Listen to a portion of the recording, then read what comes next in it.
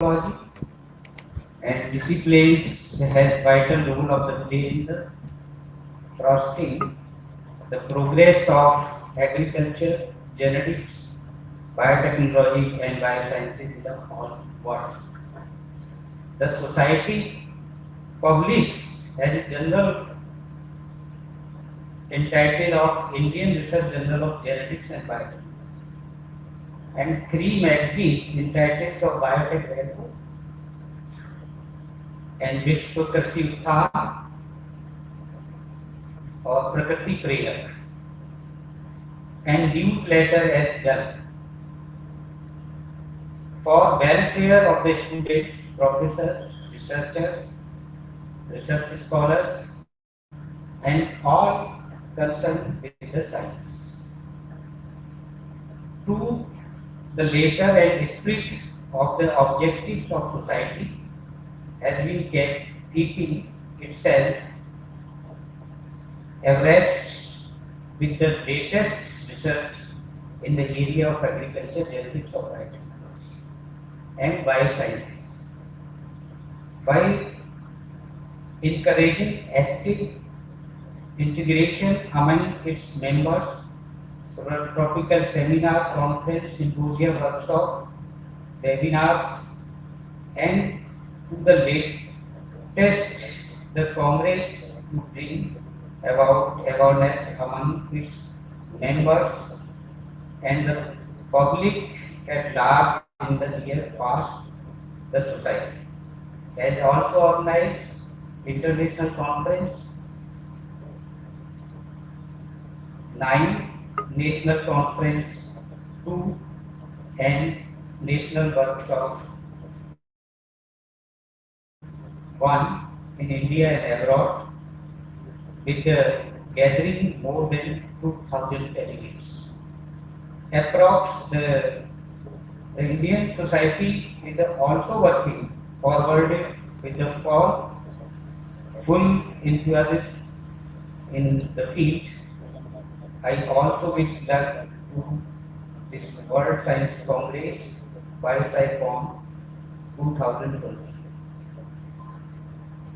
Sir, इस hall की capacity 1000 है, अप्रॉक्स 1000 है। कुछ हमारे डेलीगेट्स अभी जेल में हैं, कुछ डेलीगेट्स ट्रेन में हैं, संभवतः दोपहर तक आने की संभावना है। और मैंने तो पूरी रात डेलीगेट्स का आने का इंतजार किया है और पूरी रात उनको इंटरटेन करने के लिए, बुलाने के लिए रात भर सोया नहीं। सर, मैं बहुत ही प्रफुल्लित हूँ और बहुत ही उत्साहित हूँ। आप हमारे बीच हैं और आपका प्रेम हमारे ऊपर उड़ेल रहे हैं आप और हम भाव लोग हैं। बहुत बहुत धन्यवाद।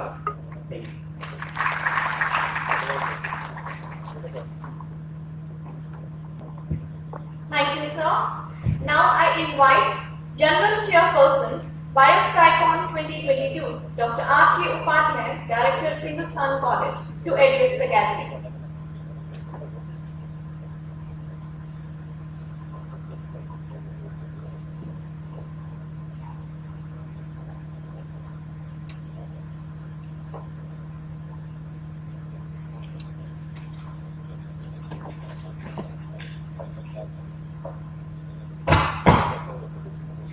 Professor I.S.G.B.R.D, Deputy Director General I.C.A.R. and Chief Guest of this function, Dr. O.P. Chaudhary, IFS and Joint Secretary, Government of India, Professor Ravindra I.S.G.B.R.D, Special Guest of this event, Professor Ashok Dhawan, Vice President from USA, Professor V.K. Sharma, Executive Vice President, Sharda Group of Institution, Dr. Ajay Sharma, Convener of this event, Dr. P.K. Upadhyay, a man behind this show. And Shri Anurag Bajpayee, co-convener of this program, Dr. Kasmira Gohil, Dean, Anand College of Pharmacy, Shri Dharam Singh, Registrar, Anand Engineering College, all respected faculty, staff members, research scholars from other institutions, dean, professor, head of department, faculty, staff and student of Hindustan College of Science and Technology. On behalf of Hindustan College of Science and Technology, I welcome you, sir, in our campus, and I am delighted to see you here in our campus, Dr. O.P. Chaudhary sir and Professor Agrawal and other dignitaries.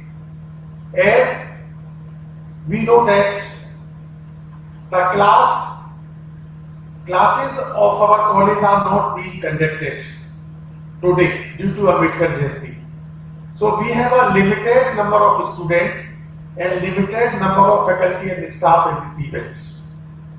But I hope that some of the participants, they are on their way. Some of other, they will join tomorrow because it's a 4-day program. And on Saturday, our college will open again. So I hope that our all students and faculty members would be present on the Saturday in this event.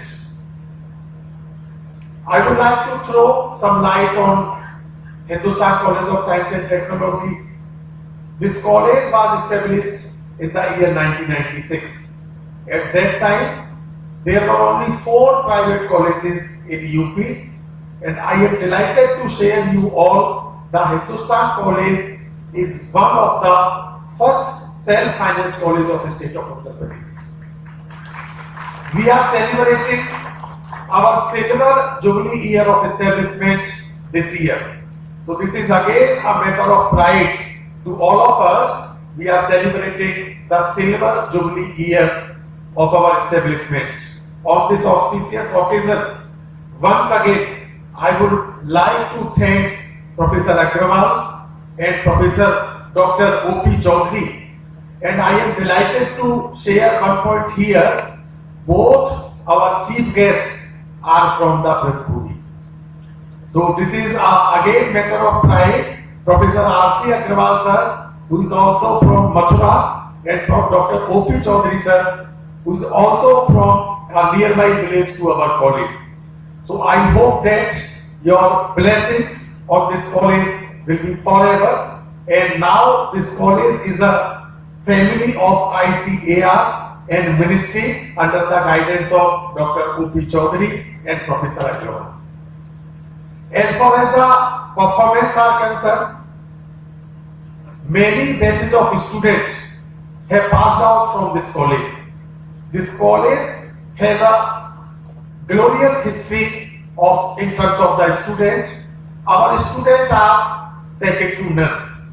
As far as the academic part is concerned, and sports and activities are also concerned, we have a very senior, dedicated and committed faculty member.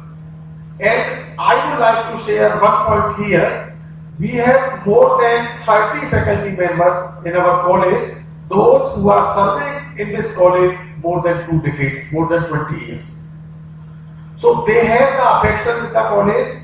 Our students, they are also having the affection.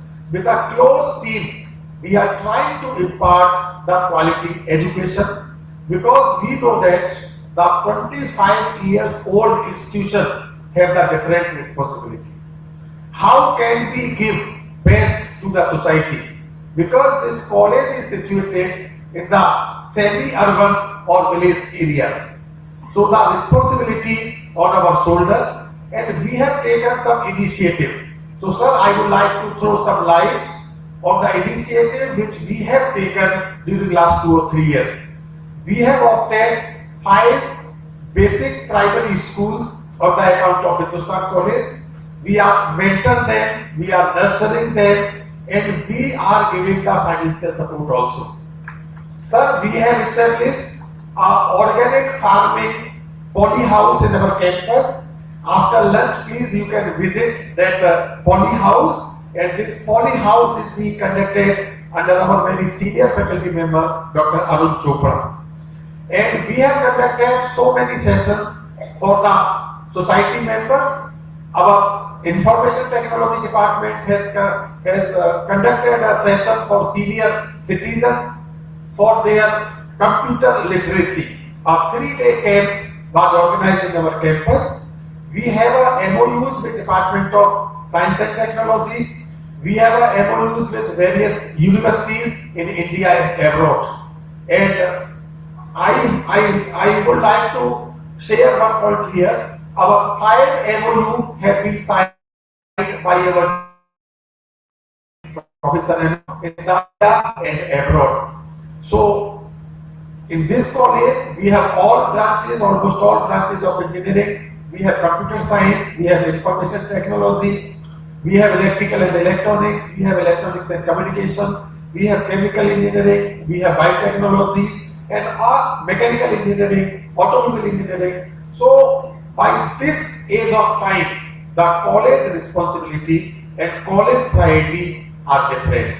What we can give to the society, how we can give you the which we have the in terms of physical infrastructure, in terms of knowledge, in terms of interactive sessions, in terms of awareness program. We are ready to provide each and every type of support to the society, and I hope that with the blessings and mentorship of Professor R.C. Agrawal sir and Dr. O.P. Chaudhary ji, we will go ahead with our vision which our management has set. With these words, once again, I would like to welcome to all those who have gathered here, and I hope that you will enjoy the recipe of academics during the forthcoming days. Thank you very much. Thank you, sir, for that piece of information. I now invite Professor V.K. Sharma, Executive Vice President, Sharda Group, to say a few words.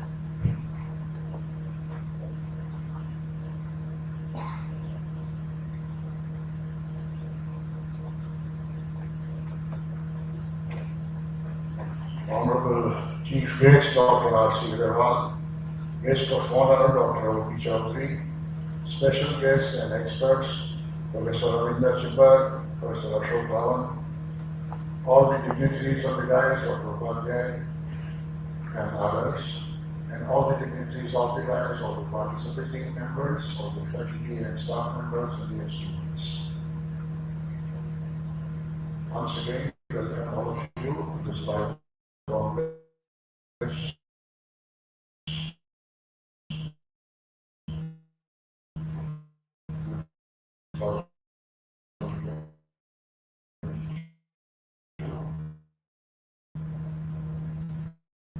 I'm going to complete the first quarter of the 21st century. We are in the year 2022. At the beginning of the century, the think tanks around the world, the World Economic Forum, and a lot of other think bodies were hugely concerned about the quality of life and the growth direction that the 21st century will take for the humankind. And 10 disruptive technologies were identified which will have a major impact on the humankind or on the mankind. Some of these were identified as the field of IT technology, information technology like artificial intelligence, machine learning, data sciences.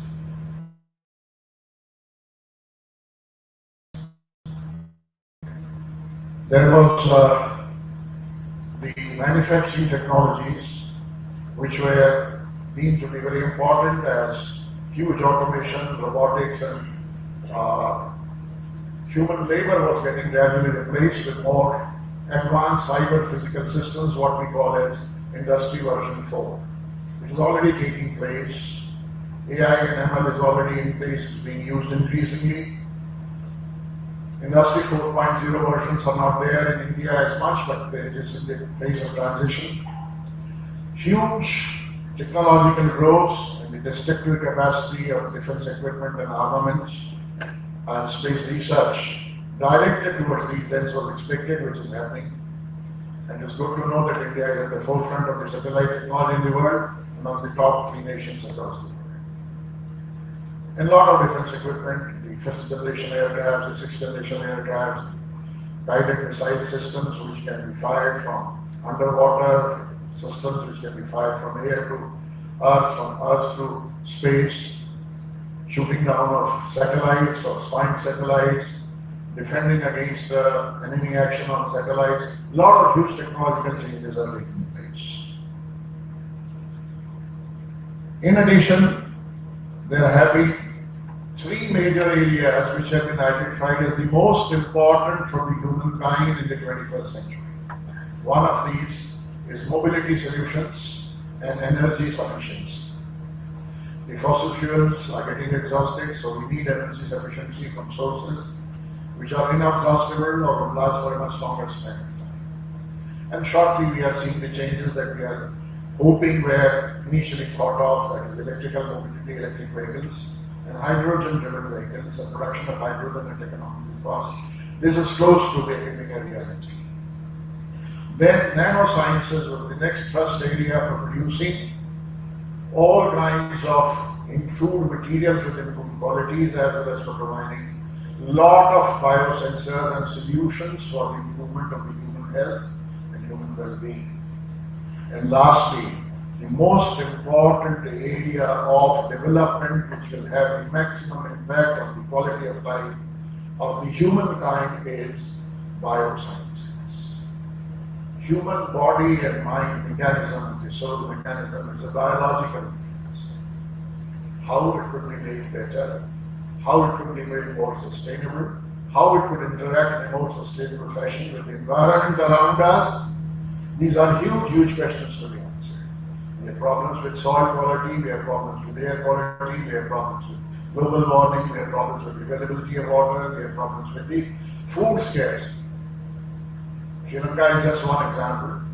The whole of Africa is suffering. So, how can we raise the productivity? It's good to know that India is doing very well now. I have seen days in my young days when I was 5 or 6 or 7 years old, we used to get red wheat or white wheat, we used to say. Red wheat means the American wheat, which was available under Public Law 480 to India, and we could hardly eat it with great difficulty. We were forced to eat it and beg to America with a begging bowl in order to have food sufficiency. Prime Minister Lal Bahadur Shastri in the 1960s said we should go hungry for a day, we should fast for 1 day, and all the families in India will fast for 1 day, so that food is available to the entire country. From those days, this country has exported $50 million worth of food this year, and another $60 million or $70 million of food has been donated to 80 crore people to sustain them during this corona this thing. 40,000 tons to Afghanistan, 20,000 tons to Sri Lanka, and together this works out to almost 10 lakh crores worth of food, which is in excess of what our system has produced over the years. And this growth, the biosciences at the back of this, they improve the farming technologies, they improve seed quality, they improve nutrition quality, they improve fertilizer quality, they improve the availability of water, they improve farming practices. Everyone has contributed, and in times to come, this is going to be a very major challenge. Soil deprivation is going to be a very major challenge. Quality of air is going to be a major challenge. Disposal of effluents is going to be a major challenge. And biosciences hold the key to solutions of all these problems which concern humanity. Therefore, this is one of the platforms where we can get to know from each other the thrust areas, the impact areas where research is being conducted across the world, the areas where we can share, we can learn, we can improve, we can get motivated, we can share information. And I wish you all very well and happy participation, and believe the deliberations of the Bio Congress will give you a lot of food for thought. Thank you everyone, thank you very much.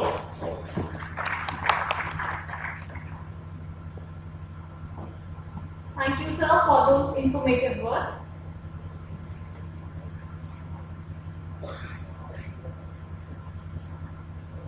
Dr. K.V. Prabhu sir, Chairperson PPB and FRA, Government of India, have joined us online. I warmly welcome you, sir, with a huge round of applause. Now,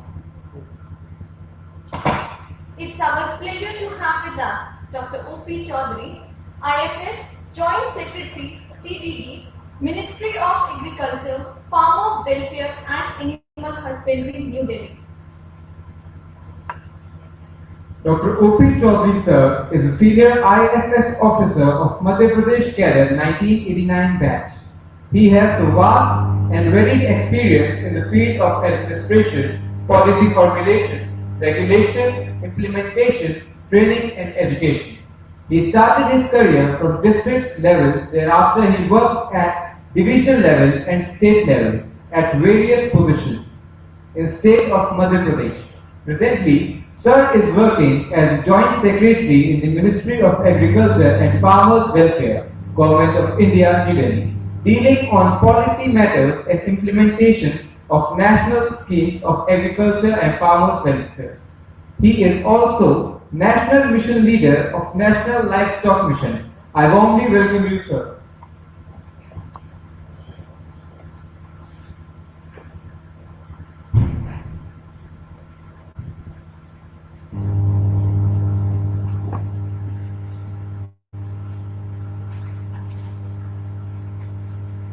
Thank you very much.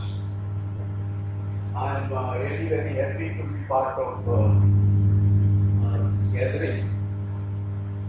But other than Joint Secretary, my identity, rather my presence here is more as the Chairman of Animal Welfare Board of India. So I'm sort of wearing 3-4 caps, and Joint Secretary is one of them. I do not want to repeat what our friends have already spoken.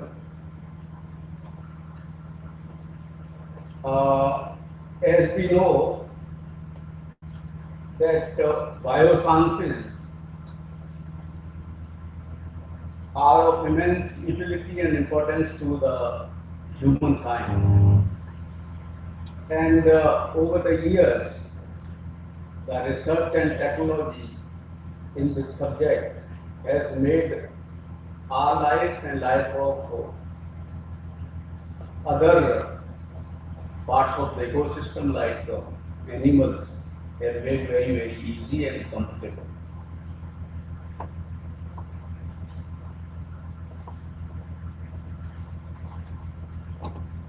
The research has always fascinated me.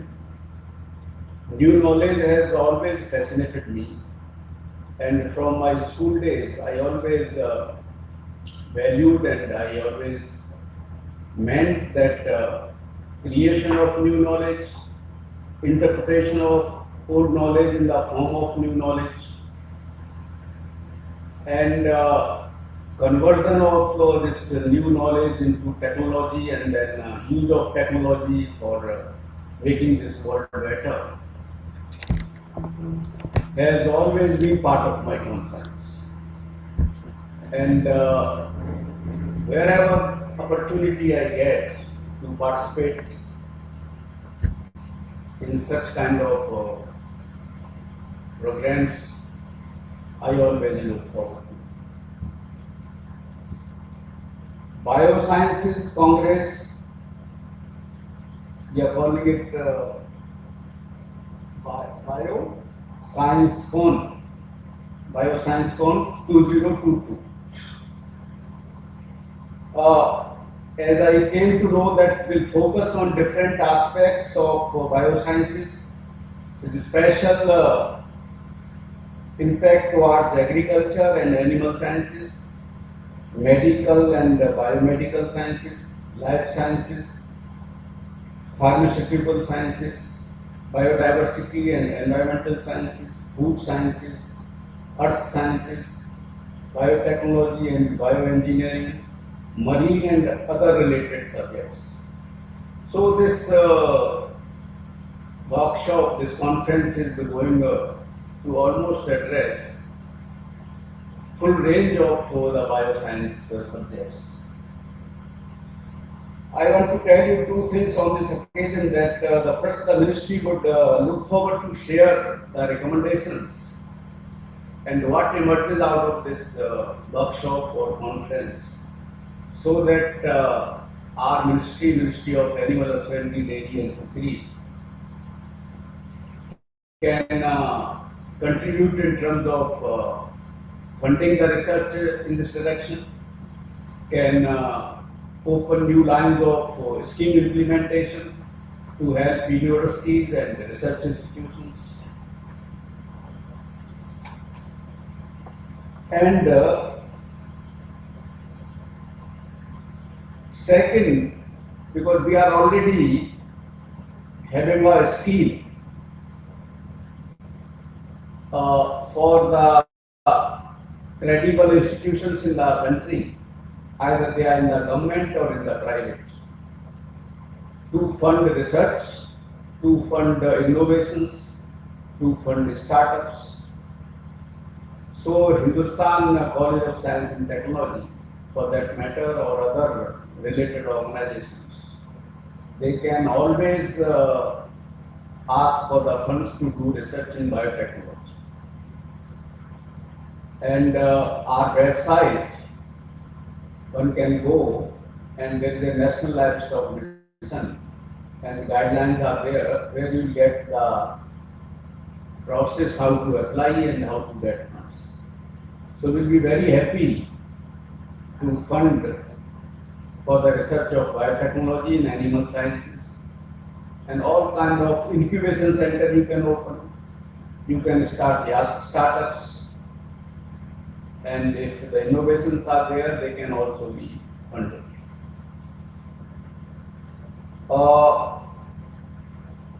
Broadly, I understand that this bioscience conference will provide international platform to scientists and researchers, academicians, industry partners, and students working in the field.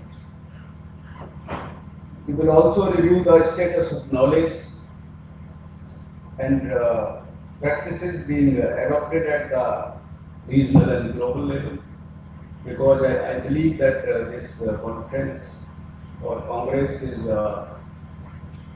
having global dimension, so that interaction and updation of all sorts of knowledge in the country and outside will be very enriching.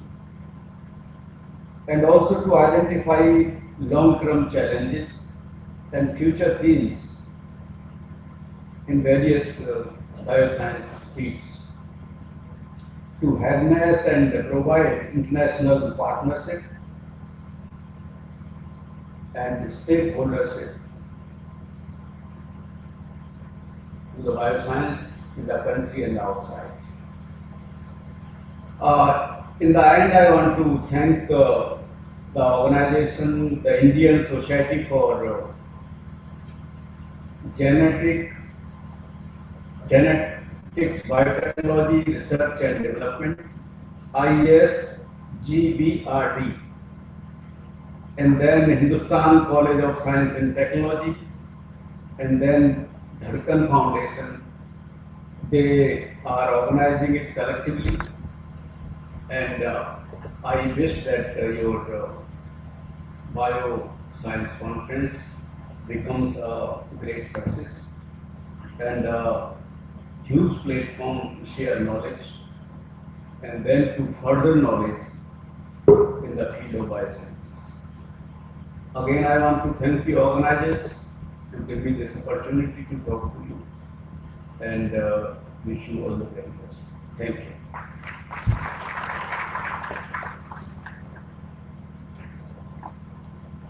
Thank you, sir. We are delightful that Professor I.S.G.B.R.D, Chairperson PPB and FRA, Government of India, New Delhi, has joined us online.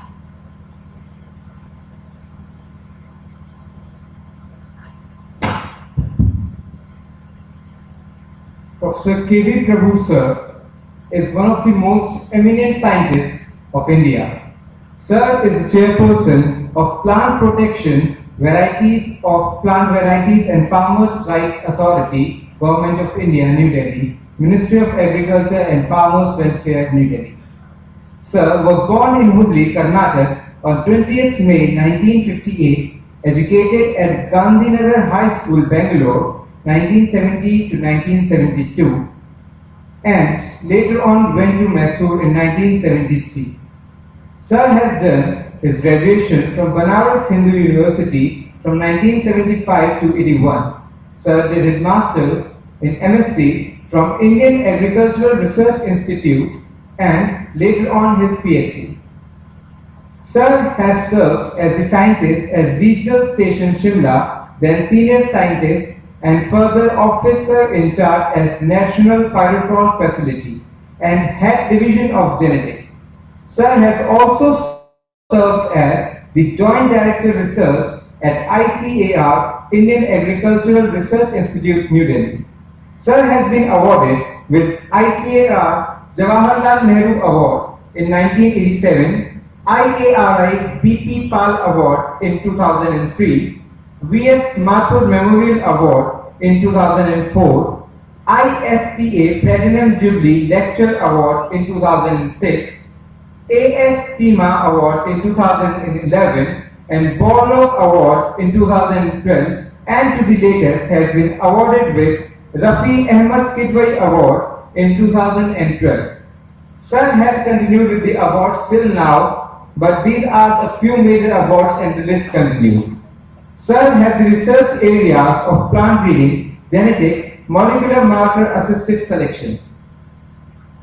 We have with us K.V. Prabhu sir, and now I would like to hand over the mic to sir.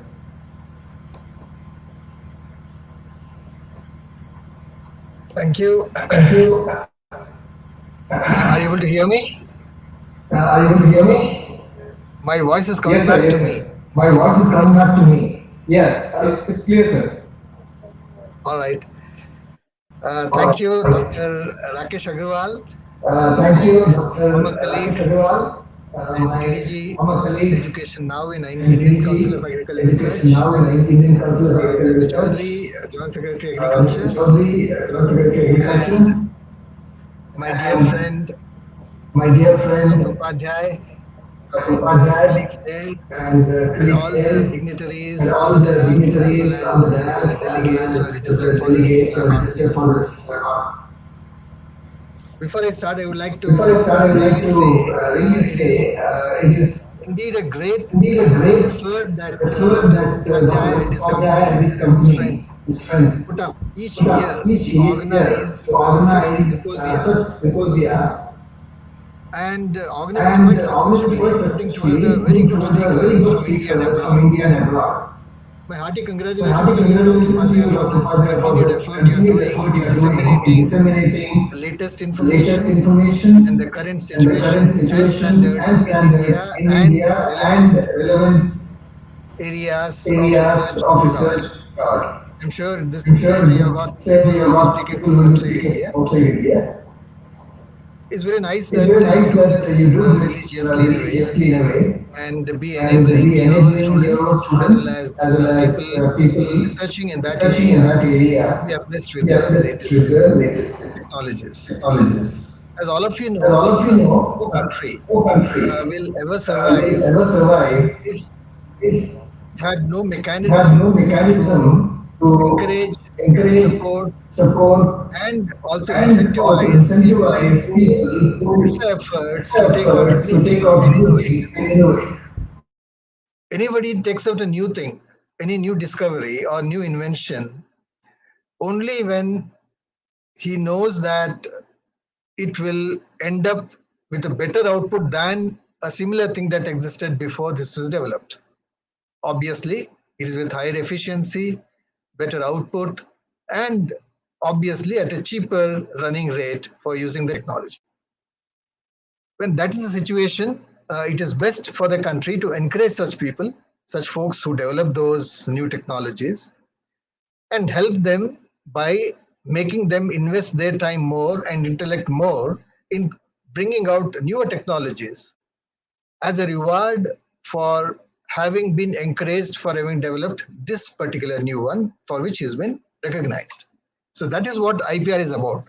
Whichever country encourages this succeeds greatly. And that's the sole reason why a completely destroyed country such as Japan in 1940s is now a big power to reckon with its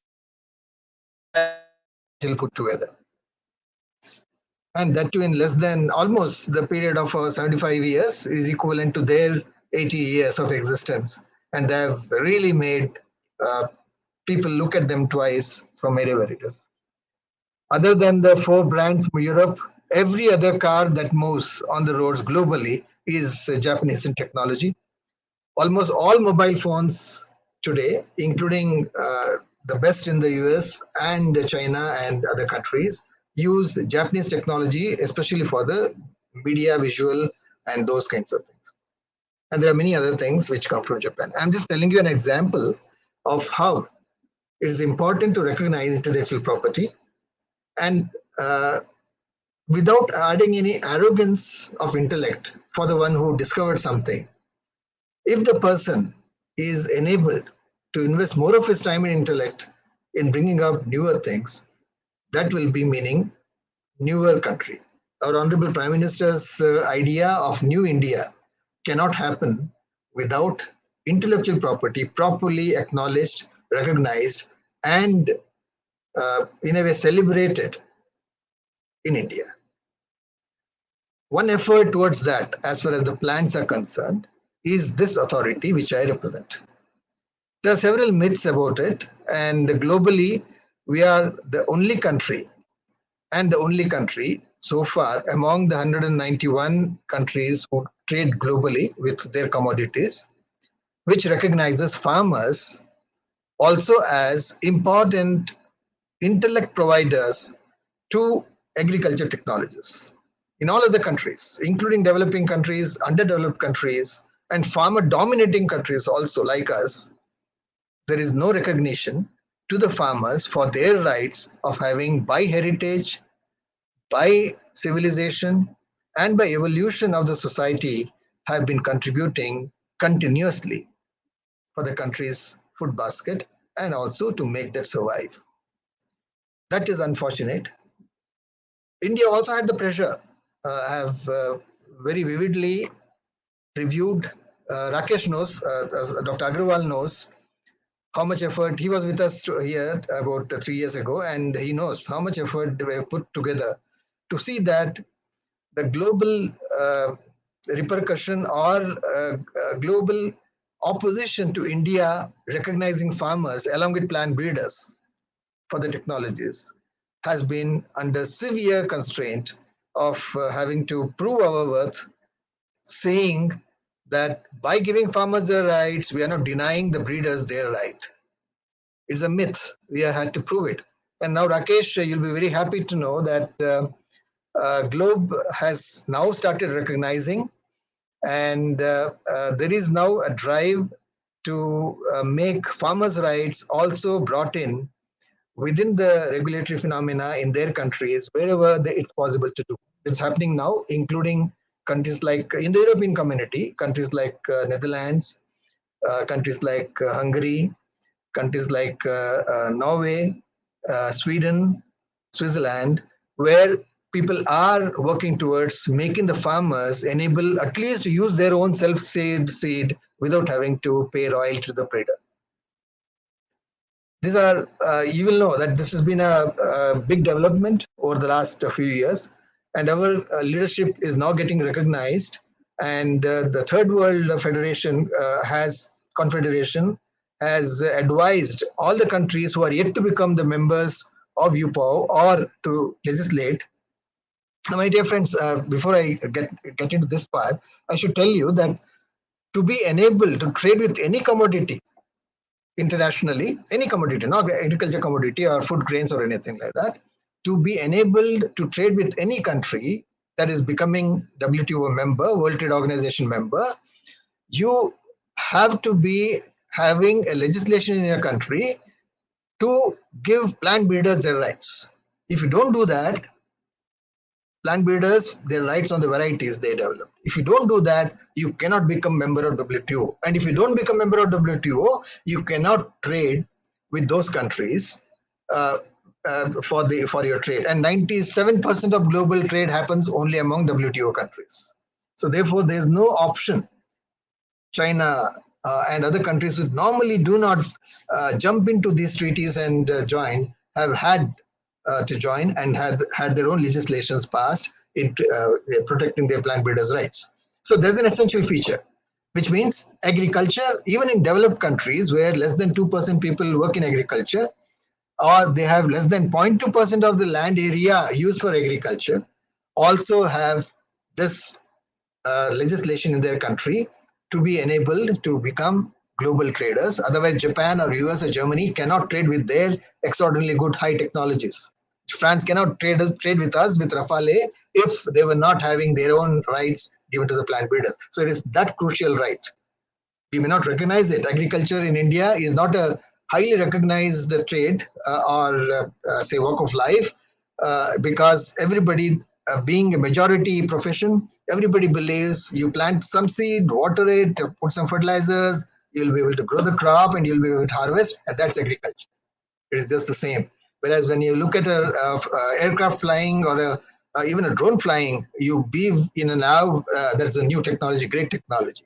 But friends, people who have been working in agriculture, such as me, only know the toil, only know the inconsistency, only know the continuous struggle with the environment, the changing climate, and the changing soil features, and inconsistent and unreliable weather parameters, and how we deal with it, and how we are able to continue to give you food, you in the sense everybody food, and be able to make India a food sufficient country. And that is because of the unique contribution of agricultural scientists who are in a way unsung heroes. I mean, I have unabashed factual orientation to say this. People like Sachin Tendulkar, PV Sindhu, or people like them, or even doctors who who take heavy fees and keep operating people to save lives of people. Of course, they do a very noble task of saving life of people. They are recognized better than the food on which that doctor also survives. People who provide food, they are not recognized as much in the country. But for you, for your knowledge, please make sure that if you don't give right to the plant breeder who produces varieties in your country, you have no wherewithal to trade internationally with whatever good things you may have without violating the norm of WTO. And no other non-WTO, no other WTO member country will buy anything from you if you are not having the plant breeder's right given to be a plant breeder in your country. So Globe has recognized it, and India ought to have recognized it. And I believe with this authority in existence and our trying to convey this, especially to the people at large, that this is an authority which takes care of the quality of the grains you get in the market, because the direct repercussion is that. Because if anybody who mixes seed and sells wrong seed in the wrong name, that is a violation and infringement of the right. And now people are getting aware and cases are being filed. We have heard several cases. You might have heard of the Pepsi potato case, which became globally very famous. And we have taken some judgment on it. We have the judicial powers of civil court, full powers of civil court, as far as the matters pertaining to the farmers' rights and plant protection related rights of the plant breeders is concerned. So these are important things for you to know. Now, what is important is the farmer, when he has his right, does not mean he can violate the plant breeder's right. Okay, people have mistaken this globally. This signal had been transmitted. Rakesh, when you talk, if you find time, you may explain it a little more in detail if you are able to do so, other than your chief guest speech, because you know it far better than I know, since you are there for 8 years here. The global signal is because India has given farmers right, a farmer can use his, what is the farmer's right? Farmer's right is that he has the power to save his own seed, and he has the power to sell it, share it, he has the power to distribute it, he has the power to grow it and resow it, all of it. He has got that kind of power. which is what is bothering the globe. If the farmer can use his own seed, save seed, and plant it again, why is he going to buy it from me? Then how can I trade? Is that a feeling they have? That apprehension is what is bothering them, which I believe is false placed, because they invest in those other countries, just like people are investing in promoting the movies or spending almost equal budget on promotion. I mean, not movies, I mean, movies is an example I took. The plant breeders, plant breeding companies go to each of those regions where the variety is suitable for cultivation to tell the farmer, this is a new variety, please buy this. See, this does this. For that, they hire a land, grow the crop, give all protection mechanisms so that the climate related problems or water related problems or fertilizer related problem, pest related problems don't attack it, and then the crop doesn't grow well, and then they give wrong signal to people who they wanted to make them buy, the farmers that is. All those things had to be avoided, so they invest a lot of money in keeping somebody inspecting this. So large number of about 10 to 80,000 depending on the company size, and there are some companies in India who even have 1 lakh trials over the country. So that is a huge expenditure.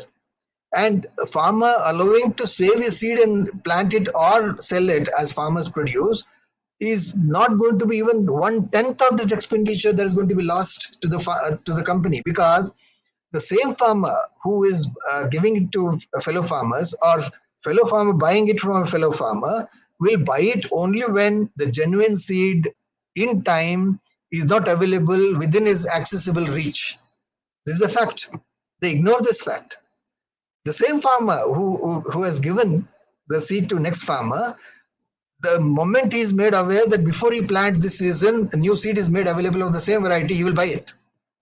So that is a fact. And this is the point which makes it very clear that by making the farmers be allowed to save and reuse the same seed, you are only making them your unpaid ambassador, unpaid agent with every risk of his own, and your variety only is getting to be popular, and no more and more sale of that happens. For that, I have my own example.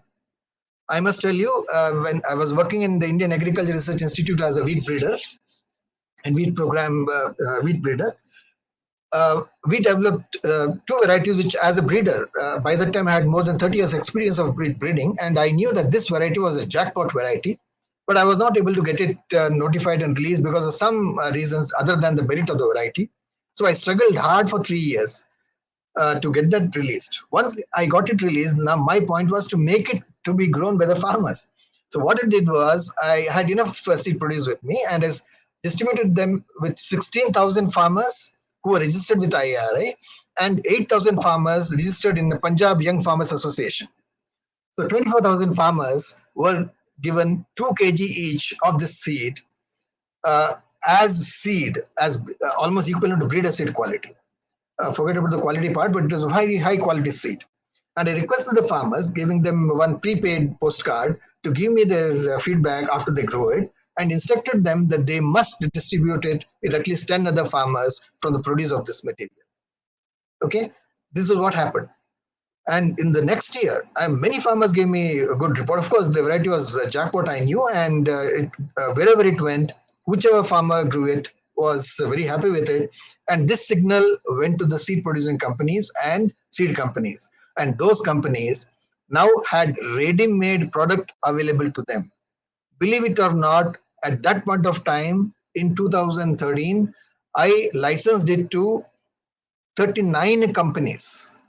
39 seed companies after having distributed the seed to 24,000 farmers. Did the farmers having right to sell, having right to save, having right to produce their own seed hamper 39 companies to come to me to get their seed produced? And believe it or not, they sold never before as a quantity of seed they had sold for any variety till that time.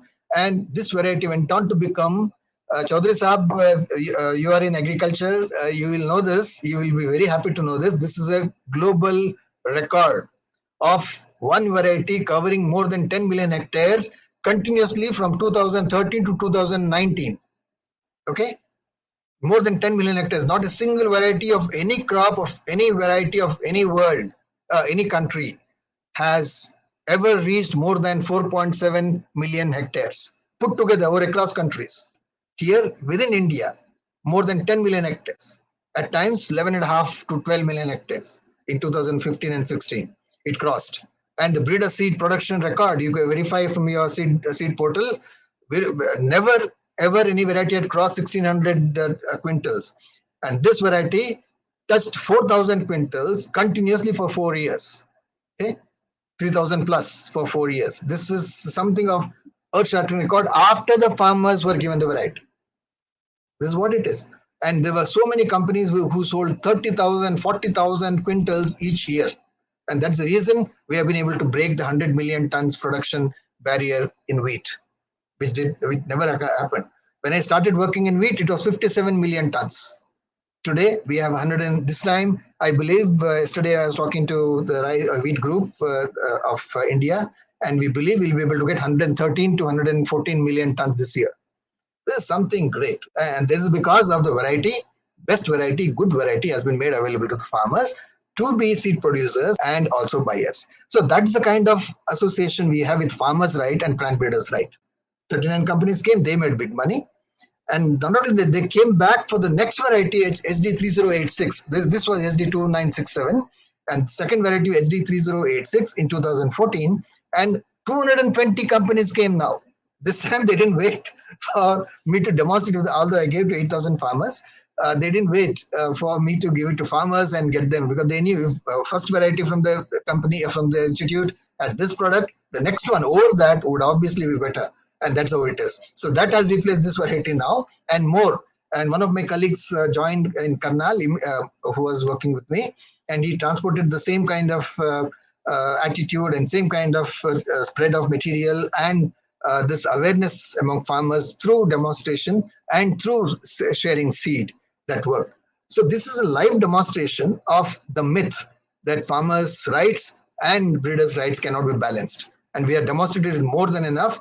And as I informed to you that many countries in Europe are also negotiating, trying to make me present several times to them to case point that by giving the rights to the farmers, the consumers of the new technologies, the developers of technology is not going to suffer. Of course, there are some restrictions for the farmers, which I don't have time on, but that can be easily monitored. And so far, we have been able to give judgments even on such complaints where farmers have misused their rights or tried to misuse their rights, and we have been able to find out that. And we have been able to accordingly give our judgments. And our judgments are final judgments, and they have to go to High Court or Supreme Court to take away anything that we give as an order. So that's what it is. All governments are liable to be able to understand what the farmers' problems are. And I believe from now on, I will start this exercise of talking to all government officials, state by state, and enabling them to make them understand how plant breeders' rights cannot be diminished in their power of, say, selling technologies by making farmers have the rights. I can go on talking. Thank you very much, Dr. Upadhyay, and thank you very much, Rakesh, Dr. Chaudhary, Mr. Chaudhary, and many other colleagues who are sitting. Thank you so much. The nice Thank you so much. The nice opportunity. Yeah.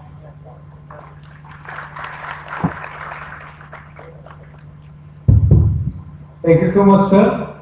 We are privileged to have you with us today, not physically but virtually, and it's our honor to have you always whenever we program any of our conference or webinar these days. Thank you very much, sir. A huge round of applause for Professor K.V. Prabhu, sir, please. Now, the most awaited and essential part of this World Biosciences Congress. We all who have gathered here have submitted our abstracts for publishing in the Book of Souvenirs and Abstracts. This World Biosciences Congress received a good number of 500 abstracts, but after the due date. Hence, all the abstracts were unable to be published, but are present in the PDF format. A few good and invited talks, abstracts, and special lead lectures are published in this souvenir book, and I would request all our dignitaries to please release this book of abstract and souvenir book, and I request them all to please stand up and release this book to the audience. A huge round of applause for this book of souvenir and abstracts of World Biosciences Congress BIOSCI-CON 2022. A huge round of applause, please.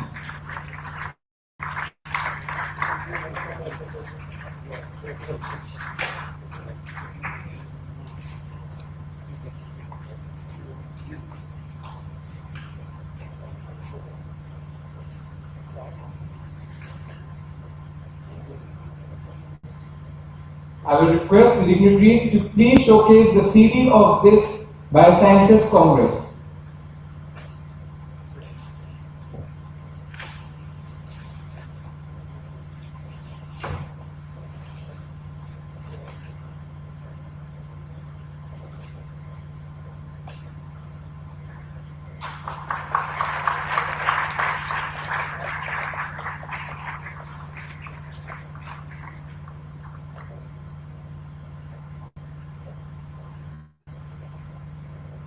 Thank you very much, sir.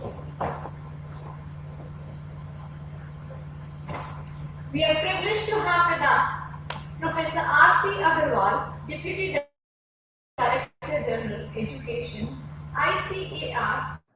and National Director, N.A.H.E.B., Government of India.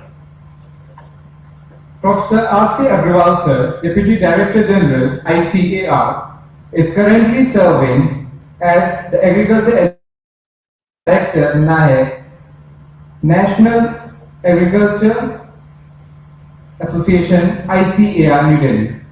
Sir is also heading the GOI World Bank Project, National Agricultural Higher Education Project, NAHEP, which is having 55 agricultural universities in India. Sir has served as the Registrar General of PPV and FRA in the past. We warmly welcome you, sir. I would request our Honorable Chief Guest, Professor R.C.-Agarwal, sir, to please come upon the dais and speak a few words. A huge round of applause.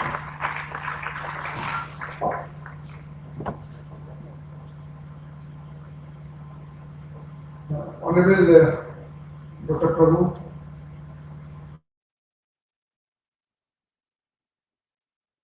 and it's always a pleasure to listen to him. Our colleague Dr. Chaudhary Sahab, who is not only my neighbor in Mathura, also neighbor in Delhi, and it was a surprise to see him here. Chapar Sahab, हमारे Upadhyay ji, board Upadhyay ji, doctor Sharma ji, सभी उपस्थित अतिथिगण, senior faculty, students, delegates, ladies and gentlemen, it's a matter of great pride for me to be here. And that is just because of the and thesis of Dr. Padya. And whenever he comes, though I just told him it's a very tight schedule and I have to go to Chittagong today, but he told no problem, you can catch the train from Mathura. So thank you, Dr. Padya, for organizing such a wonderful conference, international conference, Biosciences this conference. And thanks to all the organizers, and my compliments to each one of you for this wonderful physical presence after a long time. I think more than 2 years must have passed since we could meet physically. Friends, as it has been told by Dr. Prabhu, very important points he has given. You all must, I especially tell the delegates, you must all understand the importance of the intellectual property rights. Intellectual property in all walks of life. In academics especially, now you see, you cannot submit your thesis until unless there is an anti-plagiarism check. That is also intellectual property right. because you cannot copy the content from the internet. Okay? And there is certain things, 10%, 15%, 20% only allowed. So it's not that intellectual property rights is important only in e-commerce. So similarly in the agriculture also, as Dr. Prabhu has told, it plays very important role, which people are not realizing. The kind of hardship a farmer puts, or our ancestors have put in the development of the varieties, and if not in the development, at least in the conservation of those varieties, which are the basis for the development of the new varieties. So that's what he was talking about, what is the role of the farmer.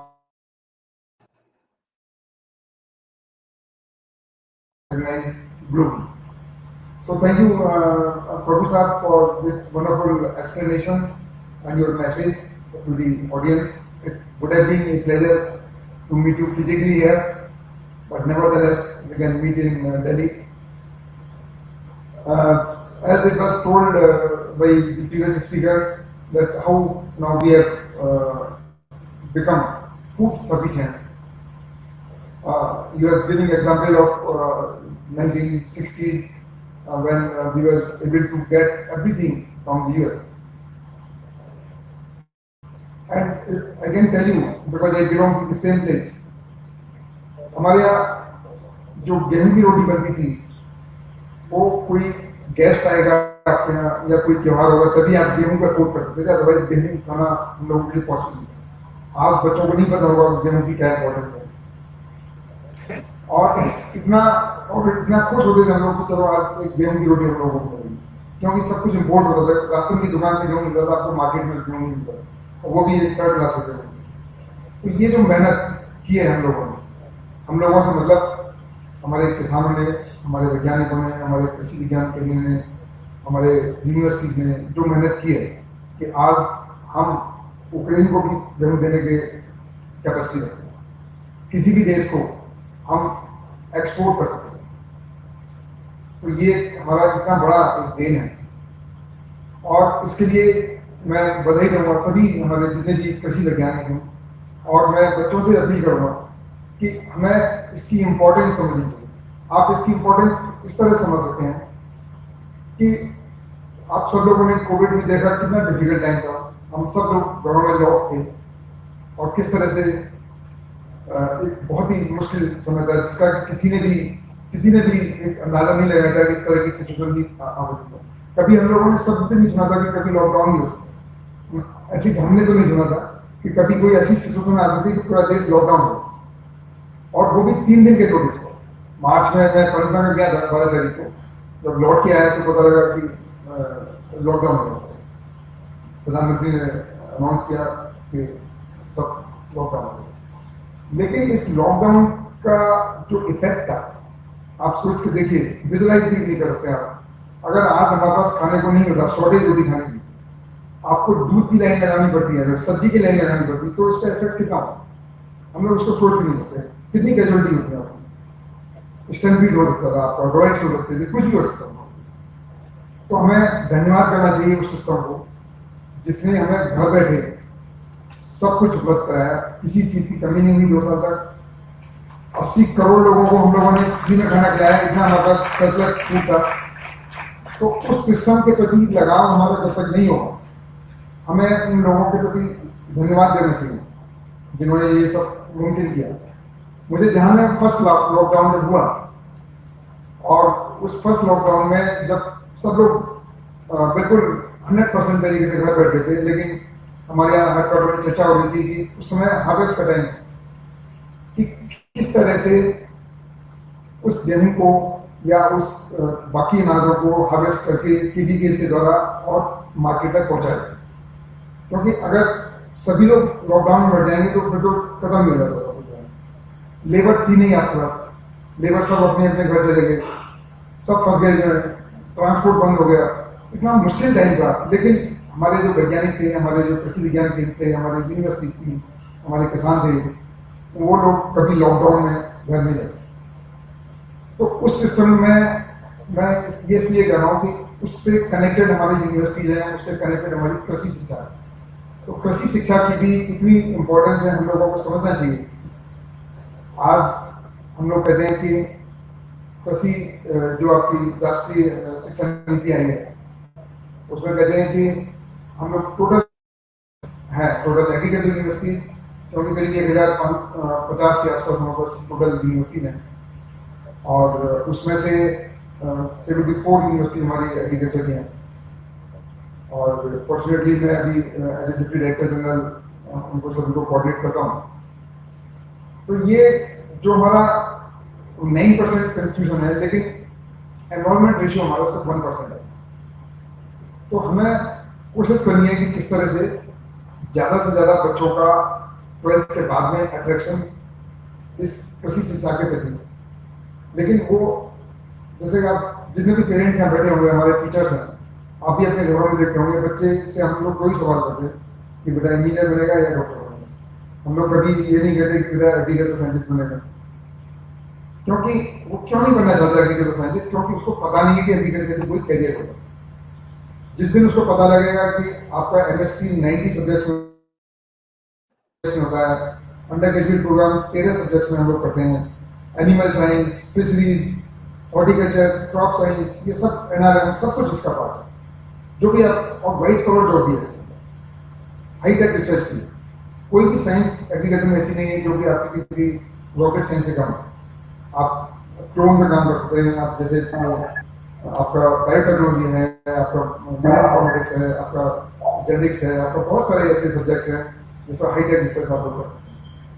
तो उनको मैंने एक data अभी कल ही मेरी एक conference conclude हुई है, वाइस चांसलर्स कॉन्फ्रेंस, जिसमें मैंने सभी 74 वाइस चांसलर को बुला रखा था और उसके अगले दिन सभी डायरेक्टर्स को बुला रखा था, एक जनरल सेशन भी किया। तो वहाँ पर चर्चा हुई कि हम किस तरह से जो हमारा रूरल यूथ है उसको हम एंगेज करें, जिससे कि वो जो भी अनएम्प्लॉयड हैं, अशिक्षित हैं, उनको किस तरह से हम शिक्षित करें इस टेक्नोलॉजी के बारे में, इस कृषि शिक्षा के बारे में।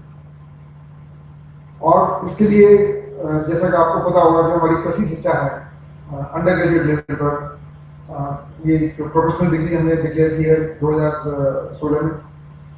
और उस प्रोफेशनल डिग्री, कोई भी प्रोफेशनल डिग्री आप ले लें, चाहे वो मेडिकल साइंस है, आप चार्टर्ड अकाउंटेंट हैं या कोई और है प्रोफेशनल डिग्री, तो उसमें जब तक आप एंटरप्रेन्योरशिप नहीं करेंगे, जब तक आप प्रोफेशनलिज्म डेवलप नहीं करेंगे, तब तक आप एक प्रोफेशनल नहीं बन सकते। तो उस प्रोफेशनलिज्म के लिए हमने 1 साल उनके लिए निश्चित कर दिया है कि हर सब बच्चों को 6 महीने के लिए गांव में रहकर किसान से कॉन्टेक्ट करना है। और उसके लिए हम हर बच्चे को 3000 रुपये प्रतिमाह देते हैं, ऐसे हर बच्चे को। और इवन वेटनरी साइंस में सर कल ही प्रपोजल था मेरे पास, वाइस चांसलर ने कहा कि उनकी 6 महीने की इंटर्नशिप होती है और वो उसको अभी 1 साल किया है, तो कहने उनको भी आप स्कॉलरशिप 1 साल के लिए प्रोवाइड करिए, हमने एग्री किया उसको। तो ये इसलिए कि जिससे समाज से वो जुड़े, देखें रियल प्रॉब्लम क्या है। और उन बच्चों को यूज करके अब हम देख रहे हैं कि किस तरह से जो रूरल यूथ है हमारा, एक स्कीम हम लॉन्च करने जा रहे हैं पार्ट करके, किस तरह से उन बच्चों के द्वारा उन बच्चों को भी हम ट्रेन करें डिफरेंट चीज़ों में।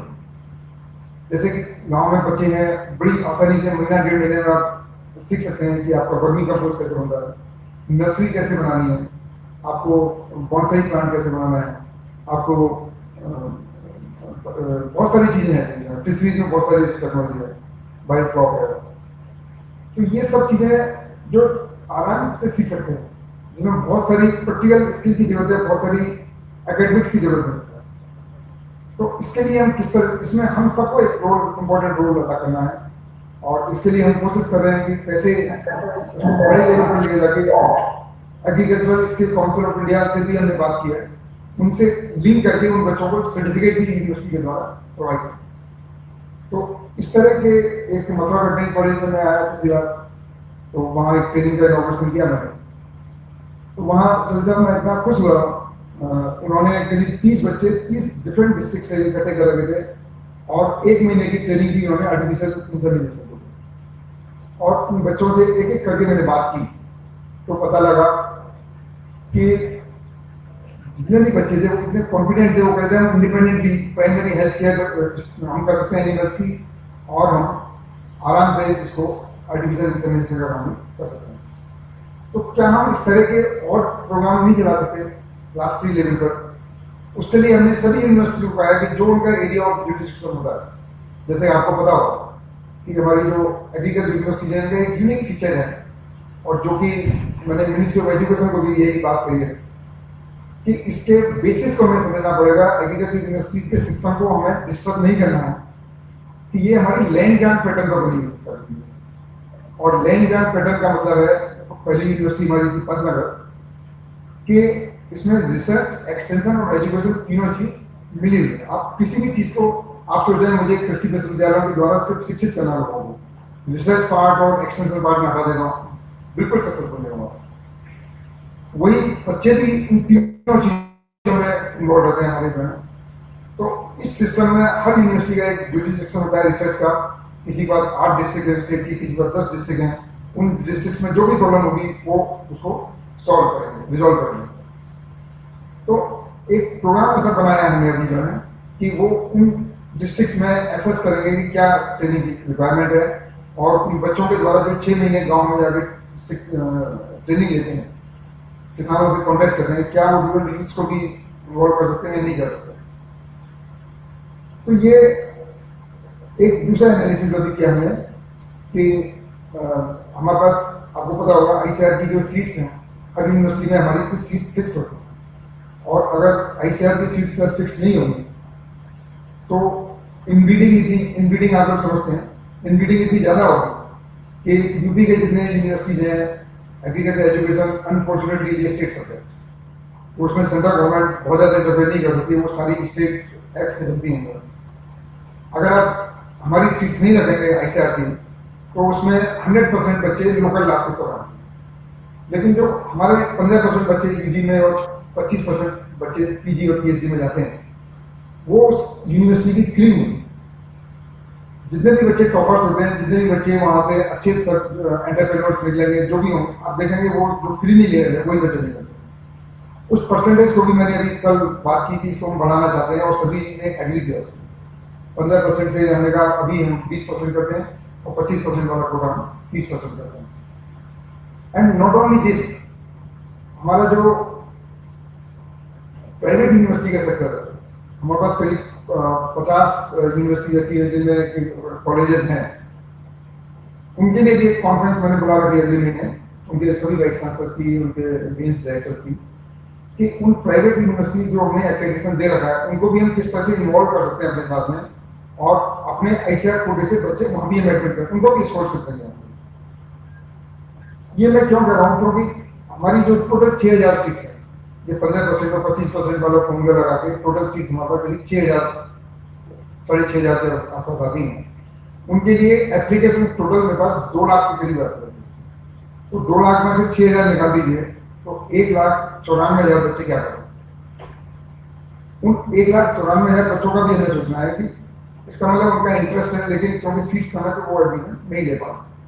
बाकी यूनिवर्सिटी में टोटल करीब हमारे पास 40,000 सीट्स हैं, तो उनके लिए भी अभी हम एक PG डिप्लोमा, एक डिप्लोमा शुरू कर रहे हैं पॉलिटेक्निक वाला, और उसमें 10th क्लास बच्चों को हम एडमिट करेंगे। और इसका सक्सेस मॉडल मैंने गुजरात में देखा, वहाँ में गया, चारों वाइस चांसलर को मैंने बुलाया वहाँ पे, और मैंने कहा आपके यहाँ करीब 15 साल से चल रहा है डिप्लोमा, उसकी कैसी परफॉर्मेंस है। उन्होंने कहा कि सबसे ज़्यादा डिमांड में वो बच्चे हैं क्योंकि 10th क्लास के बाद में उनको अपना एम मिल जाता है कि हमें किस डायरेक्शन में जाना है, और 100% उनका एम्प्लॉयमेंट है। उसमें भी अगर कोई बच्चा आगे अंडर ग्रेजुएट करना चाहता है डिप्लोमा के बाद में, तो उनकी सीट्स रिजर्व होती हैं और डायरेक्टली एडमिशन उनको सेकेंड ईयर में मिलता है। इस तरह के प्रोग्राम, डिप्लोमा के प्रोग्राम, सर्टिफिकेट कोर्सेज अभी शुरू कर दिया है, जिससे कि वो जो 1,94,000 बच्चे हैं जो इंटरेस्ट रखते हैं, उनको किस तरह से हम इसमें सर्टिफिकेट कोर्स में, डिप्लोमा में या कहीं भी किसी तरह से हम उनको एंगेज करें। जो राष्ट्रीय शिक्षा नीति है, इसके हिसाब से हम लोगों ने बहुत सारे अभी कदम लिए हैं, जिससे कि हम बच्चों को अट्रैक्ट करें, बच्चों को एक ऐसी शिक्षा प्रोवाइड करें जिससे कि वो इंडिपेंडेंट बने, आत्मनिर्भर भारत की बात जो हम करते हैं, बच्चे भी आत्मनिर्भर बने, जॉब लेने वाले न बने, जॉब देने वाले बने। और इसका एक उदाहरण मैं अभी आपको देना चाहता हूँ। मैं करीब 15 दिन पहले एक वर्ल्ड बैंक की टीम जा रही थी वहाँ सोलन में यूनिवर्सिटी हमारी, डॉक्टर I.S.G.B.R.D यूनिवर्सिटी हॉर्टिकल्चर। उसमें वर्ल्ड बैंक की टीम के साथ में गया, तो मैं उससे एक दिन पहले मैंने रिव्यू किया वहाँ पर, और करीब 400 बच्चों से सर मैंने कॉन्टेक्ट किया। 400 बच्चों में से एक भी बच्चा मेरे को ऐसा नहीं मिला जो जिसने ये कहा हो, और उसमें से 65% लड़कियां हैं। एक और ट्रेंड चेंज हो रहा है कि लड़कियों की परसेंटेज एग्रीकल्चर एजुकेशन में लड़कों से ज़्यादा हो रही है, इंटरेस्ट ज़्यादा है गर्ल्स का। एक भी बच्चा मेरे को ऐसा नहीं मिला जिसने ये कहा कि हमें जॉब चाहिए। बोले कि हम इतने कॉन्फिडेंट हो गए कि हम जॉब देने वाले बनेंगे, जॉब लेने वाले नहीं बनेंगे। एक बच्ची ने तो सर इतनी टचिंग बात की मेरे से, जो है बीएससी सेकेंड ईयर में थी, और वो कहने लगी आपका इसका जो प्रोग्राम चलता है ट्रेनिंग का, हमने अभी करीब 58 कोर्स नए शुरू किए बच्चों के, यूजी के साथ साथ आप वो प्रोग्राम भी कर सकते हैं। और बच्ची कहने लगी मेरे से कि सर आपका जो प्रोग्राम चलता है इससे मेरे को इतना फायदा हुआ कि मेरे अंकल की, मेरे चाचा जी की लॉकडाउन में नौकरी चली गई और खाने के लिए कुछ भी नहीं था उनके पास में। तो जो 1 महीने की मैंने मशरूम रेजिंग पर ट्रेनिंग दी, आपकी सर्टिफिकेट कोर्स किया, उससे मैंने उनको हेल्प किया उनके गैराज में मशरूम रेज करने के लिए, और 25 से 30 हज़ार रुपये महीने को कमाना शुरू कर दिया उन्होंने, और पूरी फैमिली हमारी सेल हो गई। ऐसे हजारों एग्जाम्पल हैं आज की डेट में। बच्चे इतने कॉन्फिडेंट है। एक बच्ची कहने लगी सर मैं गाँव से आई तो मैं अपने टीचर से बात करने में भी मुझे डर लगता था, मुझे लगता था बड़ी हेजिटेशन होती थी। आपका स्किल डेवलपमेंट का प्रोग्राम किया, कम्युनिकेशन वाला प्रोग्राम किया हमने, इससे मेरे को इतना कॉन्फिडेंस आ गया कि मैं आप कहेंगे तो मैं प्रेसिडेंट ऑफ इंडिया से बात कर सकता हूँ। तो ये कॉन्फिडेंस क्रिएट करने के लिए एक इकोसिस्टम डेवलप करने की जरूरत है, और वो इकोसिस्टम हमने अभी डेवलप किया है। आप अभी किसी भी यूनिवर्सिटी में जाएंगे, आपको एक लैंग्वेज लैब अभी मिलेगी, जहाँ पर किसी भी लैंग्वेज में आप जिस कोर्स सीखना चाहते हैं आप सीख सकते हैं। आपको अलग से एक लैब मिलेगी जिसमें स्किल डेवलपमेंट के लिए बहुत सारी चीज़ें हैं। आपके इंक्यूबेशन सेंटर्स बना रहे हैं अभी हम, जो है आपकी 3D की लैब बनाई है अभी हमने बहुत सारी जगह। सारे क्लासरूम वर्चुअल क्लासरूम कर दिए हैं कि कोई टीचर अगर अमेरिका से पढ़ाना चाहता है तो बच्चों को सुविधा उपलब्ध है। और उसके लिए एक रेजिलियंट एग्रीकल्चरल एजुकेशन सिस्टम भी हम लोग डेवलप करें, जिससे कि कहीं भी डिजिटल डिवाइड नहीं। आप लोगों को पता होगा कि जो एक यूएस की रिपोर्ट है कि 85% जॉब्स जो बच्चों की जाती हैं वो इसलिए नहीं जाती कि उनको एकेडमिक नॉलेज नहीं है या वो ट्रेन नहीं है उस चीज़ में जिस चीज़ के लिए वो अप्लाई करेंगे, बल्कि उनकी नौकरी इसलिए जाती है कि वो बहुत पुअर कम्युनिकेशन स्किल्स होती हैं और वो अपने उस नेटवर्क में अपने आप को एडजस्ट नहीं कर पाते। तो हमें एकेडमिक्स के अलावा, जो कि हमारी नई शिक्षा नीति भी कहती है, हमें होलिस्टिक डेवलपमेंट करना है बच्चों का, जिससे कि वो उतना ही अच्छा कम्युनिकेशन में हो, उतना ही अच्छा नेटवर्किंग में हो, सोशलाइजेशन में अच्छा हो बच्चा। और यही रीजन है कि आप जितने भी अच्छे मार्क्स लेके आएंगे आप किसी भी एग्जाम में, अगर मार्क्स के बेसिस पर ही जॉब मिल रही होती तो आज ये इंटरव्यू और ये सब कॉम्पिटिशन नहीं हो रहा।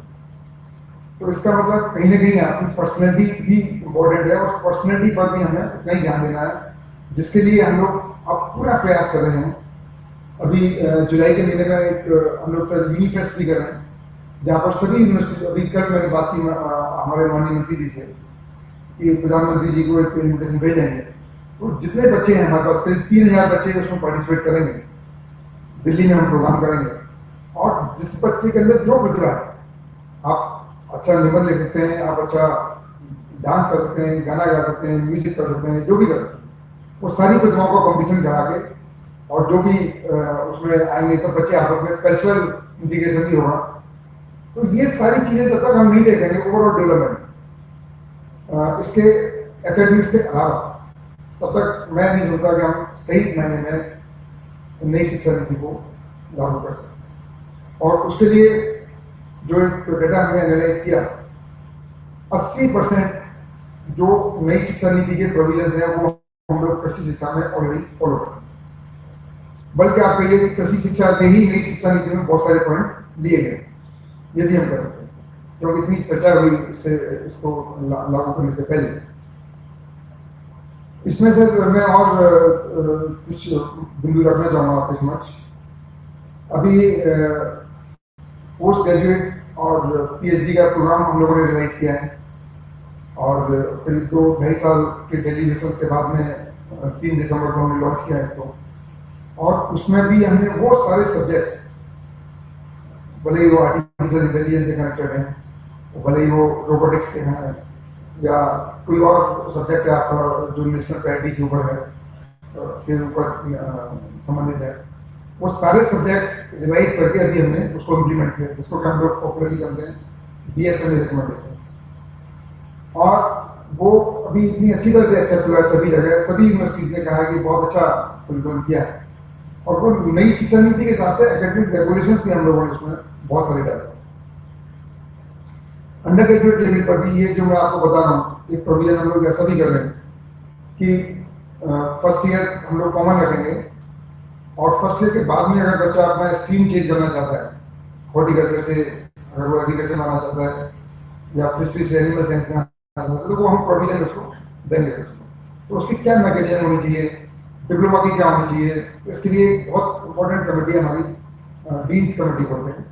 तो डीन्स कमेटी का भी हमने कंस्टिट्यूशन किया है, और उस डीन्स कमेटी के द्वारा भी बहुत सारे बिंदु जो कि अभी नए परिप्रेक्ष्य में हमें लागू करने चाहिए, वो हम सब लागू करने की कोशिश कर रहे हैं। इसके अलावा बहुत सारी चीज़ें, मैं सभी चीज़ यहाँ नहीं बताना चाहूँगा, लेकिन अल्टीमेटली हम लोग कोशिश ये कर रहे हैं कि हमारी जो यूनिवर्सिटीज हैं, एक तो वो जो है ग्लोबल लेवल पर किस तरह से आए, और इसके लिए हमने सबसे पहला एग्जाम्पल एक इंडियन एग्रीकल्चर रिसर्च इंस्टीट्यूट का लिया है, और हमने कॉस्ट एस्टिमेट भी निकाला, तो करीब 2000 करोड़ का उन्होंने कॉस्ट एस्टिमेट भी दिया इसके लिए कि किस तरह से हम अंडर ग्रेजुएट लेवल प्रोग्राम शुरू करें, किस तरह से और फैकल्टी को रिक्रूट करें, किस तरह से हम ग्लोबलाइजेशन करें, किस तरह से हम QS रैंकिंग में पार्टिसिपेट करें, टेंस रैंकिंग में पार्टिसिपेट करें।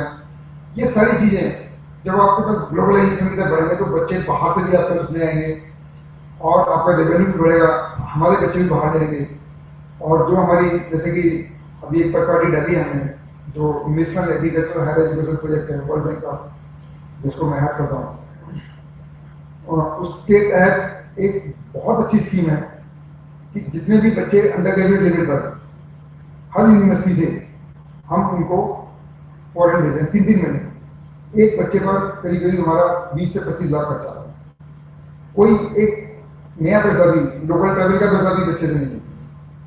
सभी MSc के बच्चे को, PhD के बच्चे को, सभी को, और इवन फैकल्टी को भी 6 महीने के लिए हम लोगों ने कहा कि आपको भी अपनी नॉलेज का अपग्रेडेशन करना है। तो वो लोग भी जिस यूनिवर्सिटी चूज फैकल्टी करती है, स्टूडेंट करते हैं, हम लोग नहीं करते कि कहाँ जाना है। उसका इतना अच्छा इम्पैक्ट हुआ है, इतना अच्छा इम्पैक्ट हुआ उसका, कि जितने बच्चे आए हैं उनके सभी के फीडबैक को हमने रिकॉर्ड किया, और बच्चे की जो सोचने की क्षमता है, बच्चे जो एक आगे का एक रोड मैप है, वो बिल्कुल तैयार कर लेते हैं उसको आने के बाद में। कोई बच्चा हाई रिसर्च के लिए जाना चाह रहा है, कोई एम्प्लॉयमेंट के लिए, कोई एंटरप्रेन्योरशिप के लिए जाना चाह रहा है, बहुत सारे ऐसे अच्छे एग्जाम्पल हैं। तो ये सारी चीज़ें बच्चों को जब पता लगती हैं, अखबारों में आती हैं, तो बच्चे ज़्यादा से ज़्यादा एग्रीकल्चर एजुकेशन पर अट्रैक्ट होते हैं। और अभी जैसे मैं आसाम गया, पिछले हफ्ते आसाम में था मैं, वहाँ बहुत सारे बच्चों को देखा। उससे पहले जोगमेर गया मैं राजस्थान में, वहाँ बच्चों से मैंने कॉन्टेक्ट किया। जोगमेर में 4 लड़कियाँ झाड़ू लगा रही थी नीचे फर्श पर, बिल्कुल ऊपर कपड़ा बंधा हुआ। तो मैंने कहा कि भाई साहब से, मैंने कहा कि आपके कॉन्टैक्ट के एम्प्लॉई क्या है? बोले नहीं, ये स्टूडेंट है हमारे। मैं सर स्टूडेंट इतने तन्मय होकर, इतने फोकस होकर, और उनको पता नहीं हम बगल में खड़े हैं, उनको कोई पता नहीं, बिल्कुल अच्छी तरह झाड़ू लगा। तो मैंने बच्चों से बात की, उन्होंने कहा कि कौन से थाना पढ़ते? बोले सर हम 3rd ईयर में। तो मैंने कहा क्या करना चाहते हो? बोले हम लोग ये जो यहाँ सीख रहे हैं गोठरी वाला काम, इसको हम अपना एजुकेशन पूरा करने के बाद में गोठरी का काम करेंगे। उसके लिए जब तक हम झाड़ू नहीं करेंगे, जब तक गोबर नहीं उठाएंगे, जब तक उनकी मैगनी नहीं उठाएंगे, जब तक हम उनको चारा नहीं काटेंगे, खिलाएंगे, तो हम सीखेंगे करेंगे। क्लासरूम में तो हम नहीं सीख सकते। तो प्रैक्टिकली करके बच्चे जो हैं वो सारा सीखे। आसाम में जो मैं बता रहा था, वहाँ इतनी तरह की चाय बना रहे थे बच्चे, जो है हर तरह की चाय, और पूरा कॉन्फिडेंट मुझे नजर आया।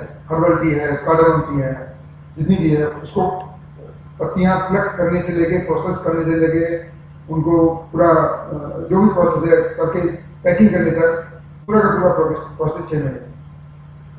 तो अगर हमारे पास इस तरह के बच्चे, इनको पैकेजिंग भी सिखाने की कोशिश कर रहे हैं, इस तरह के बच्चे जब समाज में आएंगे, इस तरह के बच्चे जब सेल्फ कॉन्फिडेंट होंगे, जब खुद प्रोडक्ट्स बनाएंगे, तो मैं नहीं सोचता कि हम लोग ग्लोबल लेवल पर हमारा देश आने में कोई समय लगेगा। ग्लोबल लीडर हम लोग हो सकते हैं। आज भी हम लोग प्रोडक्शन में ग्लोबल लीडर हैं, लेकिन एक्सपोर्ट पर हमें और फोकस करने की जरूरत है। और एक्सपोर्ट हमारे जो यंग बच्चे हैं, वाइब्रेंट माइंड है जिनका, वो मैं समझता हूँ कि बहुत अच्छी तरह से इसमें कंट्रीब्यूट कर सकते हैं। हम लोग इक्वली फोकस कर रहे हैं एनिमल साइंस पर। हमारे पास करीब 18 यूनिवर्सिटीज हैं जिनमें एनिमल साइंस है, और वहाँ भी बहुत कोशिश कर रहे हैं किस तरह से बच्चों को ज़्यादा से ज़्यादा सुविधा दी है। मैं 24 साल से निवेदन करूँगा, अगर उन्होंने नहीं देखा तो हमारी जो मथुरा में यूनिवर्सिटी है, वेटनरी यूनिवर्सिटी, वहाँ भी आप देखिए, जो हम लोगों ने उनको, पता नहीं आप गए नहीं गए वहाँ पर, अभी फिलहाल 6 महीने के अंदर आपको जिसको भी अगर मौका मिले आप देखिए आइए वहाँ पर। जो एक नई बिल्डिंग बनी है, उनकी नई बिल्डिंग को कन्वर्ट कराया हम लोगों ने, I.S.G.B.R.D की बहुत बड़ा बोर्ड लगा हुआ वहाँ पर। एक बार गया मैं और किसी कारणवश लेट हो गया, मैं शाम को 7 बजे पहुंचा रिव्यू करने के लिए, और जब मैं पहुंचा वहाँ पर 7 बजे और मीटिंग्स की मैंने करीब 12 बजे, तो 11 बजे मैं एक लैब में गया, देखा 4 बच्चे बिल्कुल बिना नोटिस किए वहाँ काम कर रहे हैं उस लैब में। मैंने कहा बड़े डेडिकेटेड बच्चे हैं आपके यहाँ, बड़े किसी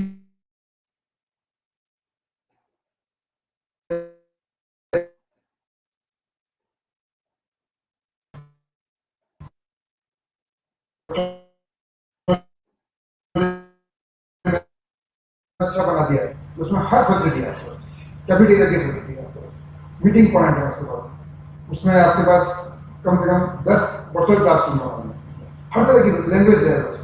तो आपके जस्ट पड़ोस में ही ना मतलब गवर्नमेंट कॉलेज में आप देखिए इस तरह की फैसिलिटीज है। आप कहीं भी जाएंगे, आप 15 अगस्त जाने का मौका मिले आप वहाँ देखिए। आपको गढ़वासू गए होंगे, आप गढ़वासू में आप जाइए, वहाँ देखिए आप।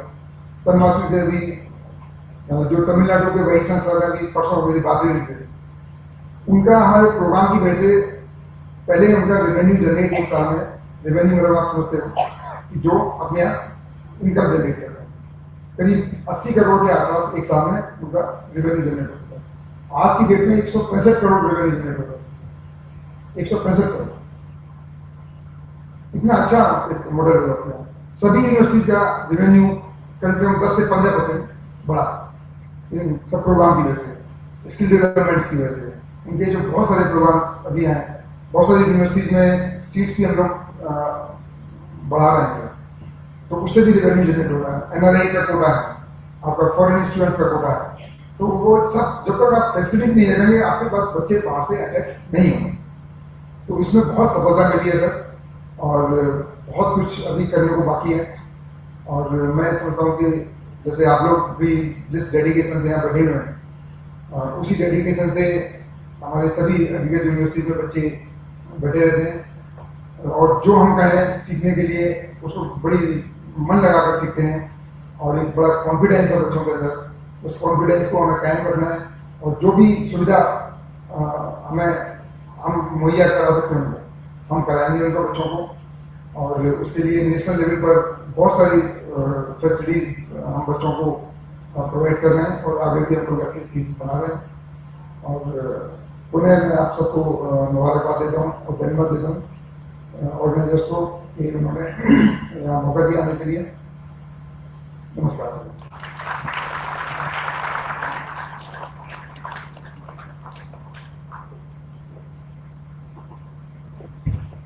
Thank you, sir, for those inspiring words.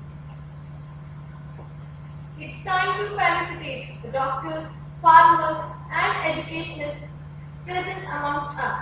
To carry on with the felicitation ceremony, I hand over the mic to Anshu. Thank you very much, ma'am. As we know that this Biosciences Congress covers an area of agriculture, medical, and teaching. We have with us various people who have served a lot in these departments. It's an honor for me and the society as well as the organizers to facilitate our doctors, farmers and educationalists. कार्यक्रम पूरा English में चला है और हमारे मध्य में बीच में कुछ किसान भाई भी उपस्थित हैं सर। मैं अपनी भाषा में थोड़ा परिवर्तन लाना चाहूंगा और इंग्लिश से हिंदी की तरफ स्विच करूंगा। टू ऑनर, सम्मान देने के लिए हमारे किसान भाइयों को मैं आदरणीय मंचासीन हमारे मुख्य अतिथि, विशिष्ट अतिथि एवं सभी अतिथिगणों से निवेदन करूंगा एवं अभी किसानों को मैं निवेदन करूंगा कि मंच पर आए। हमारे साथ में किसान भाई हैं नगला मनसा से श्री राजेंद्र सिंह जी, मैं आपसे निवेदन करूंगा आप मंच पर आए एवं मैं मंचासीन सभी अतिथियों से निवेदन करूंगा कि श्री राजेंद्र सिंह जी का पटका एवं मोमेंटो देकर के सम्मान करें। राजेंद्र सिंह जी, ग्राम नगला मनसा आगरा। जोरदार तालियां श्री राजेंद्र सिंह जी के लिए।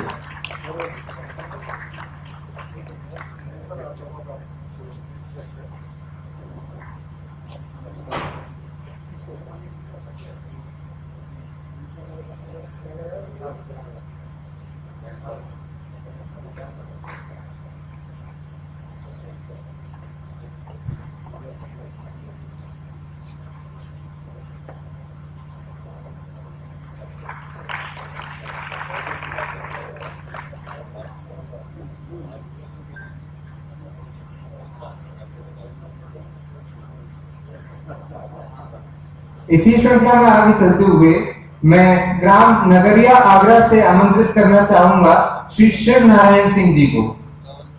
श्री शिव नारायण सिंह जी, ग्राम नगरिया आगरा। जोरदार तालियां श्री शिव नारायण सिंह जी के लिए। मैं अगले में बुलाना चाहूंगा ग्राम लखनई शिकवाबाद से श्री मदन गोपाल जी को। श्री मदन गोपाल जी, ग्राम लखनई शिकवाबाद। और अंत में मैं बुलाना चाहूंगा ग्राम लालव फिरोजाबाद से श्री राजीव शर्मा जी को।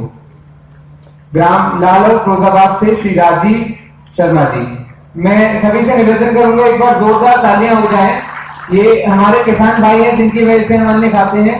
एक बार जोरदार तालियां हमारे किसान भाइयों के लिए।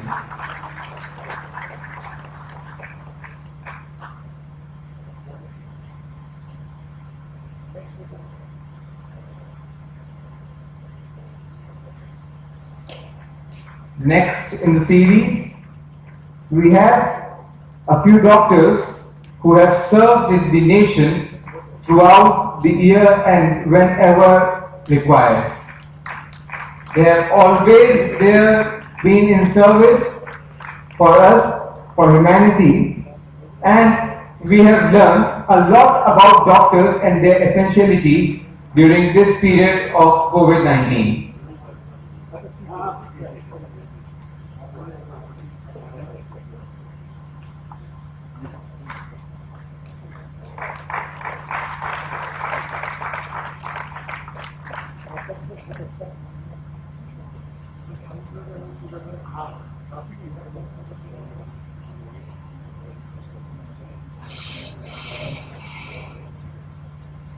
Thank you very much, sir. Now, to facilitate the doctors, I would like to invite our doctors. First in the order, I would request Dr. Simran Upadhyay ma'am to please come upon the stage. Ma'am is MBBS MD and is the Braj Prant Pramukh of Medivision, Akhil Bharatiya Vidyarthi Parishad. Ma'am has worked day and night for all the patients and is serving for free nowadays and has left her job. A huge round of applause for Dr. Simran Upadhyay ma'am.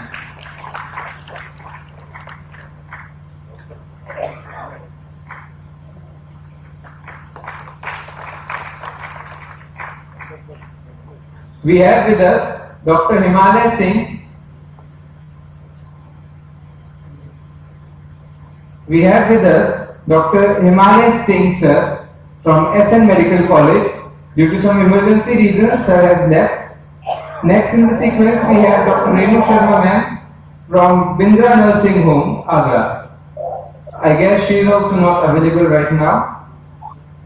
Next we have Head of the Blood Bank, SN Medical College, Dr. Neetu Singh Chauhan. She has not come due to some unavoidable reasons, but we will surely send her award to her. Now the most essential part for all of us, the Educationalist Award, this Vishisht Shiksha Samman, which the Indian Society of Genetics, Biotechnology Research and Development (I.G.B.R.D) is giving to our honorable and very eminent professor, Dr. H.B. Sharma sir, who is the professor and head retired from Department of Agronomy, RBS College, Agra. Sir has served in research, development and technology with education for a long period. A huge round of applause for Honorable Respected Dr. H.B. Sharma sir.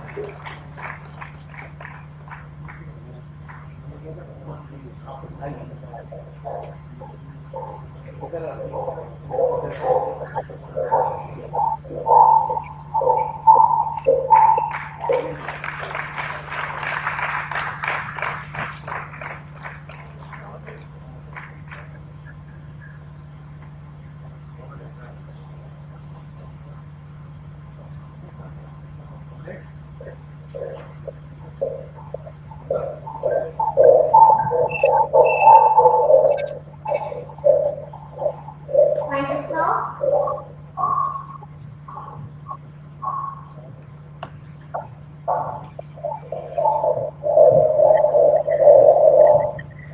Moving forward, I invite Dr. P.K. Upadhyay and Dr. R.K. Upadhyay to felicitate the chief guest, Professor Dr. R.C. Agarwal, by giving shawl and memento.